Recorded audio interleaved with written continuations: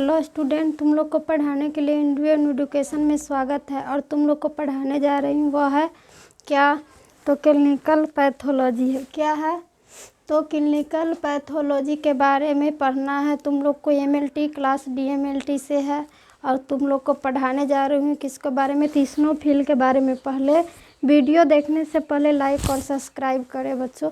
देखो ये क्या है, तो सब्जेक्ट क्या है, clinical pathology, formation of blood, ये इट्स फंक्शन। क्या है?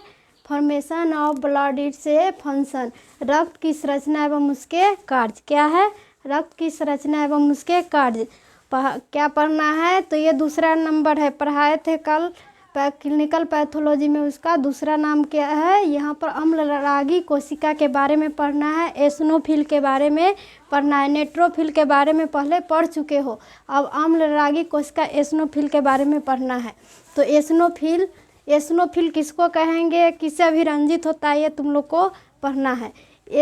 अम्लरागी कोशिका एसिनोफिल, इन्हें योसिन श्वेत रक्त कोशिकाएं भी कहते हैं। इन्हें क्या कहते हैं? इन्हें एसिनोफिल को क्या कहेंगे, एसिनोरागी श्वेत रक्त कोशिकाएं भी कहते हैं। एसिनोफिल को क्या नाम है और दूसरा क्या कह सकते हो, तो एसिनोरागी श्वेत रक्त कोशिकाएं भी कहते हैं। यह दानेदार कोशिकाएं होती है। कैसा होती है? तो दानेदार कोशिकाएं होती है जो इयोसिन से शीघ्र ही अभिरंजित होने वाली होती है। जो किससे अभिरंजित होने वाली होती है? तो इयोसिन से अभिरंजित होने वाली होती है। किससे अभिरंजित होने वाली होती है? तो इयोसिन से होती है। इनकी संख्या रक्त में कितना होती है? तो 100 से 600 प्रति घन मिमी होती है। इनकी रक्त में संख्या कितनी होती है? तो 100 से 600 घन प्रति मिमी होती है। इनका व्यास कितना होता है? तो 10 से 12 माइक्रोमीटर होता है। इनका व्यास कितना होता है एसिनोफिल का? तो 10 से 12 माइक्रोमीटर होता है। इनकी संख्या यहाँ पर देखे स्ट्रक्चर में दिया हुआ है। ये क्या है? तो एक एसिनोफिल है। क्या है? एसिनोफिल हुआ ये। इनकी संख्या रक्त में कितने होते हैं? तो 100 से 600 तक। ये दानेदार कोशिका होती है। कैसा होता है? तो एक दानेदार कोशिका होती है।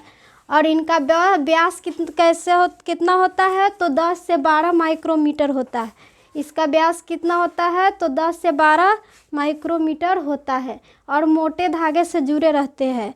क्या होते हैं? तो ये मोटे धागे से है जुड़े रहते हैं। कैसा धागा रहता है? तो मोटा धागा होता है, मोटे धागे से जुड़ा रहता है। और यह खंड मोटे और चमकदार भी होते हैं। यह खंड कैसा होता है? मोटा और देखने में कैसा होता है? तो चमकदार होता है। और ये लाल रंग का होता है। कैसा होता है? तो लाल रंग का, और रंग इयोसिन से अभिरंजित होता है। इसको कैसे अभिरंजित करेंगे?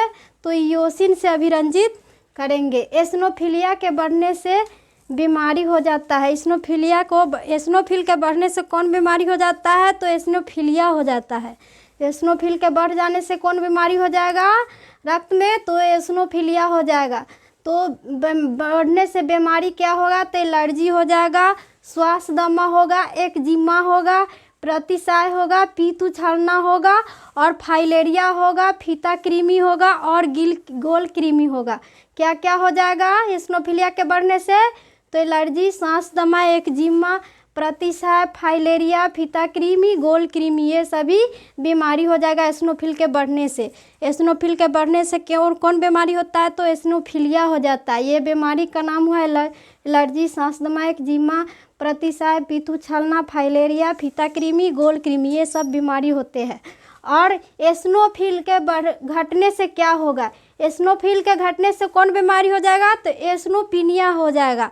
क्या हो जाएगा? एसिनोपिनिया घटने से कौन हो जाता है? एसिनोपिनिया। यह रोग मानसिक दबाव अथवा अंतःस्रावी ग्रंथियों को रोग के कारण होता है।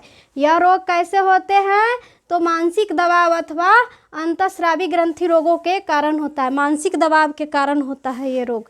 और एसिनोपिनिया के रक्त में कार्टियोस्टेरॉइडों के बढ़ जाने से चिकित्सा में उनका उपयोग करने से होता है। रक्त में कार्टियोस्टेरॉइडों के बढ़ जाने या चिकित्सा में उनका उपयोग करने से होता है। क्या होता है? तो रक्त में कार्टियोस्टेरॉइडों के बढ़ जाने से चिकित्सा में उनका उपयोग करने से होता है। देखो बच्चों, वीडियो अच्छा लगे तो लाइक और शेयर करें।